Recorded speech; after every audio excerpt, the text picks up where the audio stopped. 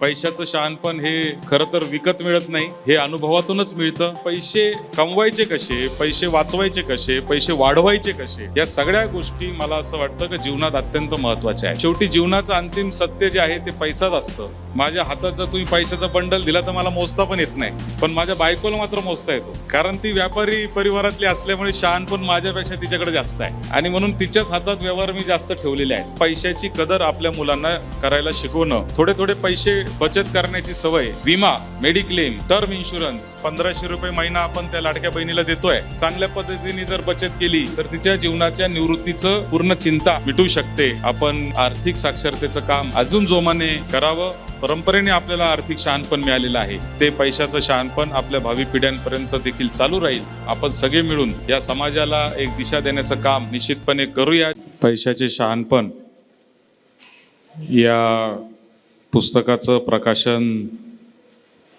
आज आपल्या सगळ्यांच्या उपस्थितीमध्ये पार पडत आहे. या कार्यक्रमाचे अध्यक्ष आणि तसं पाहिलं तर आमचे आजोबाच, कारण ज्यांनी आमच्या आजोबांबरोबर काम केलं, माझे आजोबा स्वातंत्र्य सेनानी भाऊसाहेब थोरात आणि श्रीनिवास पाटील साहेब हे अतिशय जवळचे जिव्हाळ्याचे मित्र होते. आणि बऱ्याच लोकांना माहीत नसेल, परंतु श्रीनिवास पाटील साहेब आमच्या संगमनेरमध्ये प्रांत अधिकारी म्हणून पण त्यांनी काम केलं, आमच्या कारखान्याचे MD म्हणून पण त्यांनी काम केलं. कारखाना अडचणीत आला होता सुरुवातीच्या काळात, त्यावेळेस कारखान्याला बाहेर काढण्याचं, आर्थिक जे शिस्त लावण्याचं काम आहे ते देखील श्रीनिवास पाटील साहेबांनी केलं होतं. आणि या व्यक्तिमत्वाचं एक वैशिष्ट्य आहे की न चुकता आमच्या वाढदिवसांना सकाळी 7लाच त्यांचा फोन येतो आणि फोन करून शुभेच्छा देणारे आजच्या आपल्या कार्यक्रमाचे अध्यक्ष श्रीनिवास पाटील साहेब देखील उपस्थित आहेत. हितेश माळी साहेब, ज्यांनी अनेक फायनान्शियल ॲडवायझर घडवले, ते देखील या ठिकाणी आलेले आहेत. ते खास बडोद्यावरून आपल्या सगळ्यांशी हितगुज साधण्यासाठी आलेले आहेत.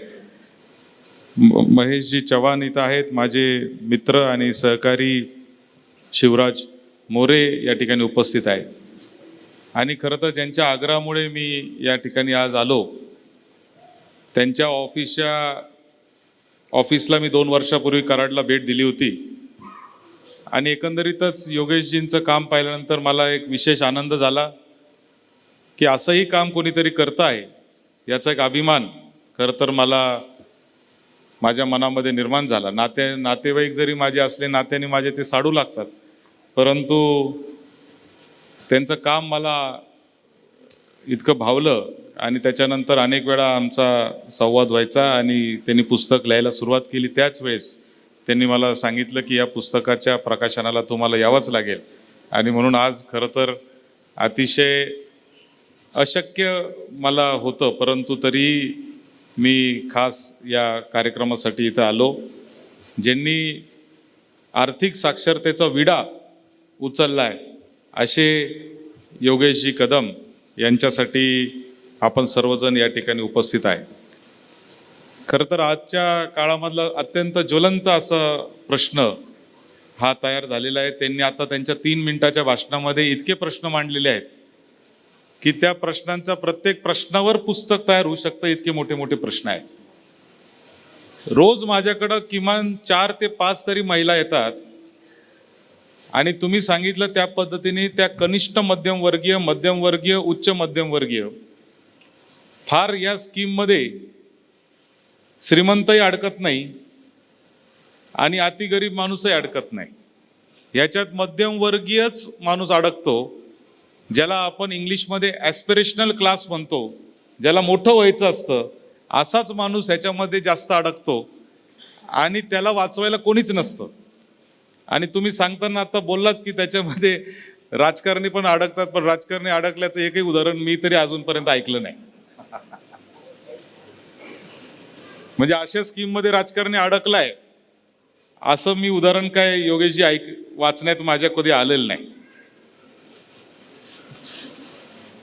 पण खरं आहे की या सगळ्या गोष्टी अत्यंत गंभीर आहेत आणि त्याच्यावर आपण हे पुस्तक लिहिलंय, पैशाचं शहाणपण हे खरं तर विकत मिळत नाही, हे अनुभवातूनच मिळतं.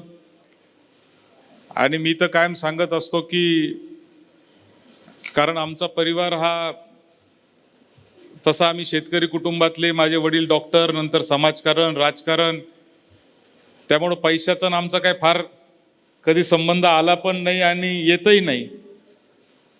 माझ्या हातात जर तुम्ही पैशाचा बंडल दिला तर मला मोजता पण येत नाही, पण माझ्या बायकोला मात्र मोजता येतो.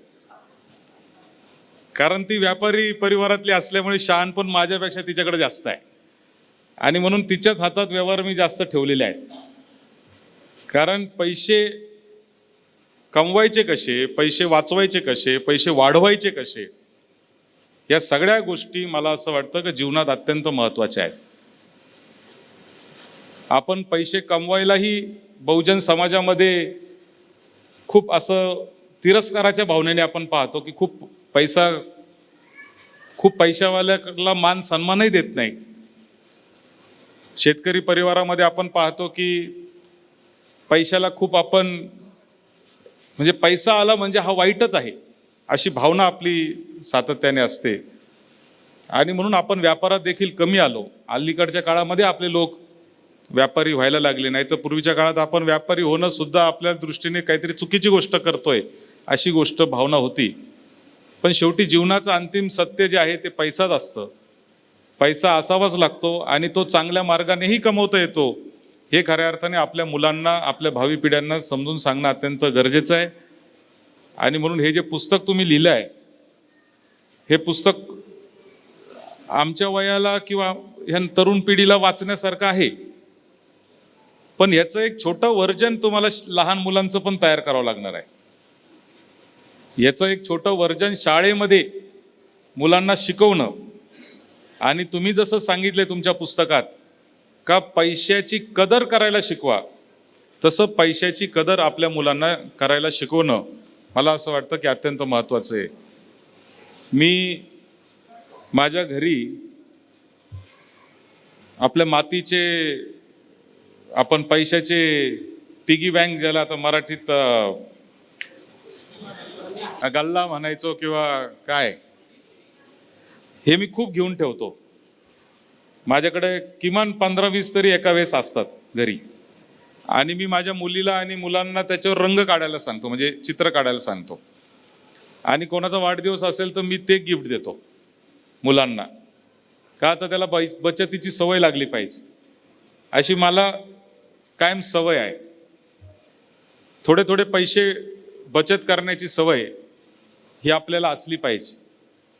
तसं पाहिलं तर पैशाचं शहाणपण हे आपल्या लोकांना शिकवण्याची आवश्यकता नाही. विशेषतः ग्रामीण भागातल्या तर लोकांना अजिबात शिकवण्याची आवश्यकता नाही. नव्या गोष्टी खूप आल्यात, share market, mutual fund, SIP, अमुक धमुक सगळं आलं आहे. पण परवाचं एक उदाहरण सांगतो. माझ्या संगमनेरमधल्या एका मित्राची आई वारली. पाटील साहेब, तुम्हाला आश्चर्य वाटेल, त्या साधारणतः 80-85 वयाच्या, 85-90च्या घरातल्या असतील. ज्यावेळेस त्या वारल्या आणि वारल्यावर लक्षात आलं की त्या आईकडं, माऊलीकडं 3.5 कोटी रुपयाच्या FD होत्या आणि 2 किलो सोनं. तिच्या उशाला 1.5 लाख रुपये होते. हे तिच्या मुलांनाही माहीत नाही, कोणालाच माहीत नाही. तिने पै बाजूला काढत काढत आयुष्यभर ते पैसे साठवून ठेवले होते. त्यामुळे पैशाचं शहाणपण जे आहे ते आपल्या लोकांना, आपल्या रक्तात आहे, आपल्याला ते पहिल्यापासून आहे. आणि म्हणूनच आपण भारतीय जी अर्थव्यवस्था आहे, या भारतीय अर्थव्यवस्थेत जेव्हा जेव्हा संकट आले तेव्हा तेव्हा ह्याच्यातून आपण तग धरलेला आहे. 2008 सालचं जे फार मोठी आर्थिक मंदी आली, मला एक किस्सा आठवतो की 2005-06 साली आमच्या जिल्हा बँकेने शेतकऱ्यांसाठी क्रेडिट कार्ड नावाची एक योजना आणली. आणि आमच्या आजोबांनी, ते त्यावेळेस बँकेचे डायरेक्टर होतेच, पण पूर्वीपासून म्हणजे संस्थापकांच्या काळापासून ते बँकेशी संबंधित होते, जिल्हा बँकेच्या. 2005ला ज्यावेळेस शेतकऱ्यांसाठी क्रेडिट कार्ड आलं तेव्हा आमच्या आजोबांनी त्याला जाहीर विरोध केला. त्यांचा मुद्दा असा होता की इतकं सहज कर्ज कोणाला उपलब्ध असू नये. आता लोक म्हणले हे काय भाऊसाहेबांना काय, आता काळ बदललाय, क्रेडिट कार्डचा जमाना आहे, काय चाललंय अमुक. सगळ्यांनी हे केलं, क्रेडिट कार्ड आलंच, भाऊसाहेबांनी विरोध केला, कोणी ऐकलं नाही. आणि 2008 साली अमेरिकेमध्ये आर्थिक मंदी आली. आणि जी आर्थिक मंदी 2008ला अमेरिकेत आली तिचं एकमेव कारण म्हणजे अमेरिकेतले क्रेडिट कार्ड होते. इतके क्रेडिट कार्ड वाटले होते, क्रेडिट कार्डचे पैसे भरायला दुसरं क्रेडिट कार्ड, त्याचे पैसे भरायला तिसरं क्रेडिट कार्ड, आणि त्या क्रेडिट कार्डच्या नादामध्ये लोक कर्जबाजारी झाले. आणि 2008 साली अमेरिकेमध्ये आर्थिक मंदी आली. ती आर्थिक मंदी आपल्याकडे पण आली, पण आपल्याला झळ बसली नाही. आपल्याला झळ यासाठी बसली नाही कारण आजही मला 100% खात्री आहे की या सभागृहामध्ये बसलेल्या 90% लोकांकडे क्रेडिट कार्ड नाहीयेत. आपल्याला ती सवय नाहीये.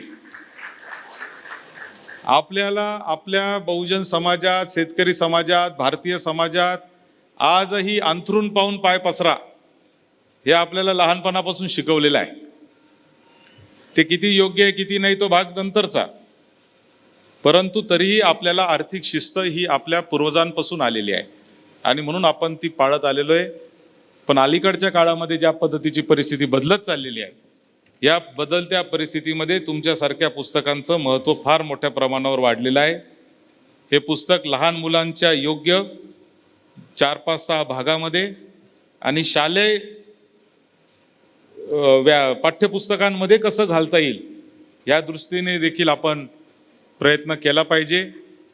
आजही आपल्याला आपला CA जो आहे त्यालाच आपण विचारतो की पैशाचं काय करू, जेव्हा की CA हा तुम्हाला टॅक्स वाचवायचं सांगत असतो. आणि म्हणून त्याला फायनान्शियल ॲडवायझर असावा लागतो, जे या ठिकाणी योगेश कदमांसारखे लोक या देशामध्ये काम करतायत, ते फायनान्शियल ॲडवायझर आहेत. CA हा फायनान्शियल ॲडवायझर नसतो. CA हा तुमच्या असलेल्या पैशाचा ऑडिट करणं, त्याचं व्यवस्थित हिशोब ठेवणं, त्याचा टॅक्स भरणं ते काम असतं.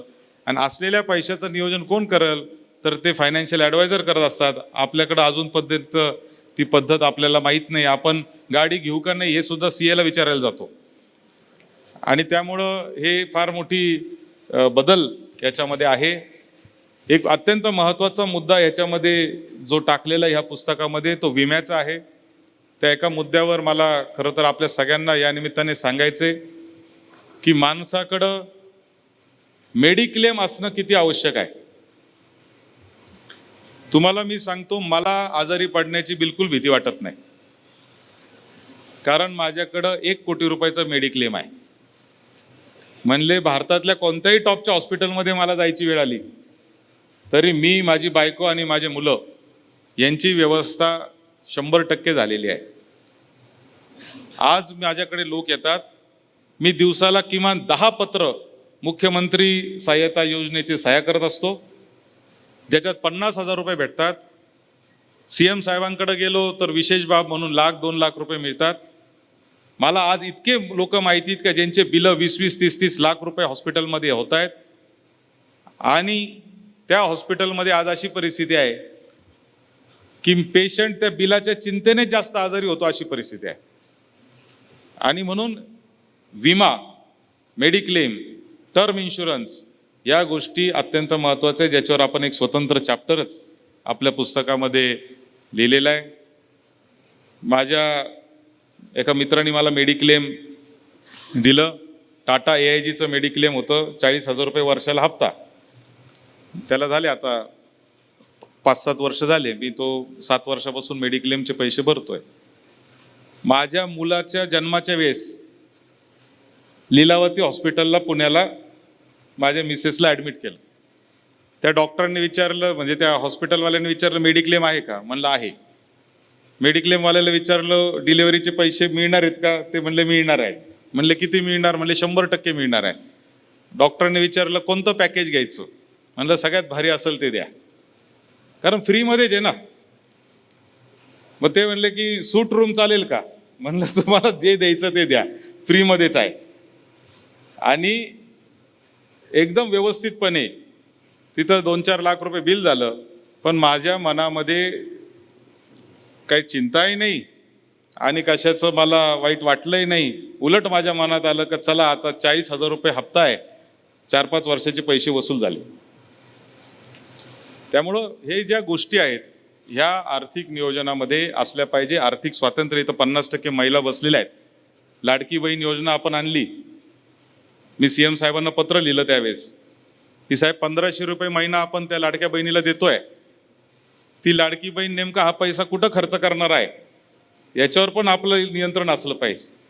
नियंत्रण नसेल तरी निदान तिला माहिती असली पाहिजे. त्याच्यातले 500 रुपये जरी महिना तिने चांगल्या पद्धतीने जर बचत केली तर तिच्या जीवनाच्या निवृत्तीचं पूर्ण चिंता तिची मिटू शकते. अशा पद्धतीचं आर्थिक नियोजन देखील आपल्या सगळ्यांना करणं गरजेचं आहे. आणि मला असं वाटतं की योगेशजी, आपण त्याच अतिशय महत्त्वाच्या मुद्द्यावर हे पुस्तक आपण लिहिलेलं आहे. आपण आता अजून एक बोलता बोलता मुद्दा सांगितला की आपल्या समाजामध्ये पाटील साहेब मृत्यूनंतरची चर्चा करायची सवय नाही आहे. मृत्यूचा विषय घरात आला तर आपण म्हणतो अरे असे विषय काढू नका, पण माणसांनी आपल्या हयातीमध्येच आपल्या नंतर काय व्यवस्था असली पाहिजे, आपल्या घराच्या काय परंपरा आहेत, आपलं कुठं प्रॉपर्टी आहे, त्याचं वाटप कसं असलं पाहिजे, काय असलं पाहिजे, हे सगळं सांगणं अत्यंत गरजेचं आहे. दुर्दैवाने आपण ती चर्चाही करत नाही. आपल्या घरामध्ये ती चर्चा म्हणजे चुकीची चर्चा आहे असं आपण समजतो, परंतु त्याच्यावर देखील आपण या पुस्तकामध्ये महत्त्वाची गोष्ट सांगितली. कारण जाणारा जातो आणि त्याच्यानंतरच्या पिढ्या भांडत बसतात, त्या कधीच त्याच्यातून बाहेर पडत नाही. आमच्या आजोबांनी म्हणजे माझ्या वडिलांनी ते शेतकरी होते, त्यांचं ऊसाची शेती होती, 100-150 टनापर्यंत ॲव्हरेज त्यांचं त्या काळात यायचं. म्हशीचा मोठा गोठा होता आणि ते इतके व्यवहारी होते की त्यांनी मुलांचे लग्न झाले त्याच वेळेस मुलाला विचारलं तुझं शिक्षण झालंय, तुला काय व्यवसाय करायचा आहे. माझे वडील डॉक्टर होते, त्यांच्या वडिलांनी विचारलं तुला काय करायचे. माझे वडील म्हणले मला हॉस्पिटल टाकायचे. किती पैसे लागतील, ते म्हणले 5 लाख रुपये लागतील. हे तुझे 5 लाख, परत आता पैशासाठी माझ्याकडे यायचं नाही, तुझा माझा विषय संपला. तुझ्या वाट्याला एवढी शेती, तुझे हे 5 लाख, परत माझ्याकडं यायचं नाही. असं त्यांनी माझ्या सगळ्या चुलत्यांना त्यांचे व्यवसाय आणि त्यांच्या गोष्टी करून दिल्या. आज आमच्या परिवारात कुठंही कशावरूनही चर्चा नाही, भांडण नाही, कारण तेव्हाच सगळं वेगळं करून दिलेलं आहे. आणि ही जी गोष्ट आहे ही आपल्या समाजामध्ये एक फार मोठं महत्त्वाची गोष्ट आहे. त्याच्यावर देखील आपण आपल्या पुस्तकामध्ये प्रकाश टाकलेला आहे. ही अत्यंत महत्त्वाची गोष्ट आहे आणि म्हणून मला विशेष आनंद आज या ठिकाणी येताना आहे. पाटील साहेबांसारख्या ज्येष्ठ व्यक्तिमत्वाच्या हातून या पुस्तकाचं प्रकाशन होतंय याचाही विशेष आनंद आहे. कारण शहाणपणाचं पुस्तक करताना शहाणा माणूस असावा लागतो, हे पण महत्त्वाचं आहे. ज्यांच्याकडं बघून आपण मोठे होतोय किंवा आपण जीवन जगतोय अशा लोकांच्या हातून हा कार्यक्रम होतोय, हे देखील महत्त्वाचं आहे. आणि म्हणून माझ्या खूप खूप शुभेच्छा योगेशजी आपल्याला, आपल्या पूर्ण टीमला आहे. आपण याचं आर्थिक साक्षरतेचं काम अजून जोमाने करावं. निश्चितपणे आम्ही तुमच्या सोबत आहोत. आपण सगळे मिळून या समाजाला एक दिशा देण्याचं काम निश्चितपणे करूया, जेणेकरून आपल्या ज्या भावी पिढ्या आहेत त्या अतिशय चांगल्या पद्धतीने आर्थिक साक्षर होतील आणि जे आपल्या परंपरेने आपल्याला आर्थिक शहाणपण मिळालेलं आहे ते पैशाचं शहाणपण आपल्या भावी पिढ्यांपर्यंत देखील चालू राहील. यासाठी आपलं कार्य हे अविरत चालू राहावं अशा शुभेच्छा आपल्याला देतो. आणि मला पुढं लांब जायचं असल्यामुळे मला आपण जाण्याची परवानगी द्यावी असं देखील आपल्याला या निमित्ताने विनंती करतो आणि थांबतो. धन्यवाद.